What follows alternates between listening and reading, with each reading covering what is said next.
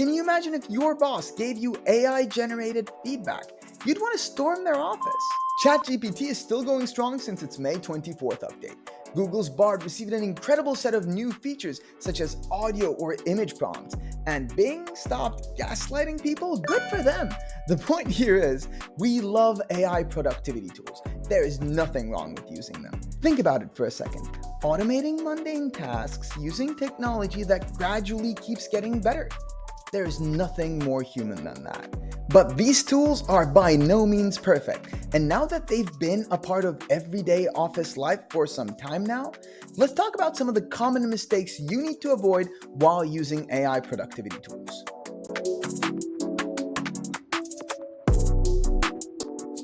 And right off the bat, let's start with one of the most dangerous mistakes you can make with AI tools: implementing them just for the sake of implementing them.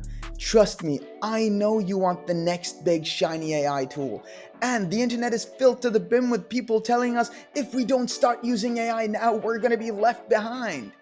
Calm down, you're gonna be fine. I see this happen all the time. People want what's best for their team, so they start rolling out one cool AI tool after another. And do you know what happens next?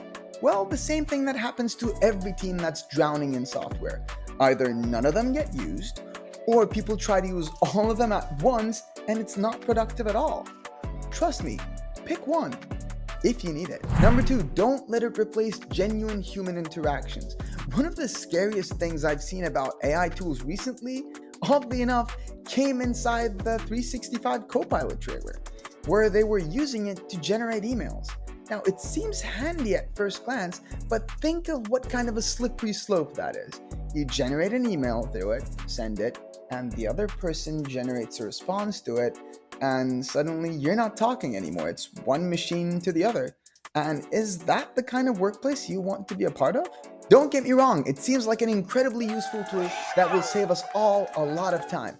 But we both know how this works. Complacency sets in, and soon enough, it is all we'll be using. And that's not okay. There are nuances to human communication that an AI chatbot just can't get right. Why? Because it doesn't have your relationship with the person. Can you imagine if your boss gave you AI-generated feedback? You'd want to storm their office.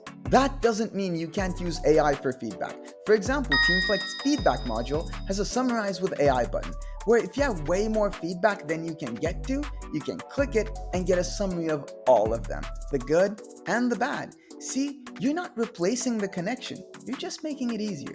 Number 3, and this is going to be a short one, take whatever information you get from AI tools with a grain of salt. Never forget to fact check them. Don't believe me? Just ask those lawyers what happened. Number 4, don't let AI do all your writing for you. And my marketing people out there, I'm not even talking about SEO. Because trust me, AI-generated SEO content, that's an entirely separate can of worms. Here's what I'm trying to say. Writing well is a skill, and if you don't use it, you will lose it. But if we have to talk marketing just a little bit, Google right now is being flooded with AI-generated SEO garbage, so human content has never been more valuable. And that is worth all the time and effort it takes. And last but not least, number 5, AI is not a quick, easy fix button. It's anything but that. As Doug Davidoff puts it in an article that I will link to in the description, using AI effectively requires a lot of setup, training, monitoring, and maintenance. And if you don't do any of those steps, you'll end up with faulty datasets and people who take the results from them at face value. AI productivity tools can be incredibly powerful, but as awesome as they are, they're equally complicated and they can be equally problematic in certain situations. It takes a lot of care and effort to use them right. But if you do invest the time setting it up, training the AI and your staff, maintaining it and monitoring it, you will reap those rewards. And that brings us to the end of this video. What did you think? What did I miss? Just let me know in the comments.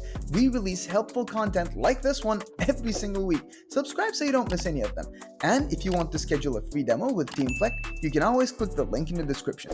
Bye-bye.